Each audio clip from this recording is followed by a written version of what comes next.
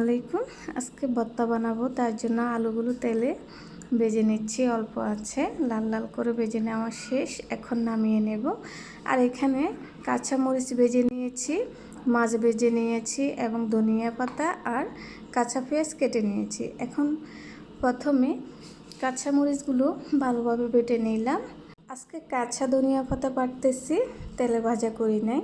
আর এখানে মাছগুলো ভালোভাবে বেটে নিয়েছি, কাঁটাগুলো সব ফেলে দিয়েছি। এখন কাঁচা পেঁয়াজ দিয়ে ভালো করে বেটে নেব। সামান্য লবণ দিলাম। এখন ভেজে রাখা আলুগুলো দিয়ে ভালো করে থেতলে নিচ্ছি। সবগুলো বাটা শেষ, এখন ভালোভাবে মাখিয়ে নেব।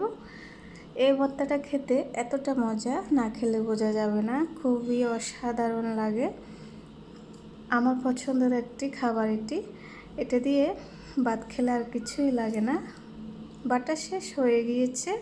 আজকে এ পর্যন্তই।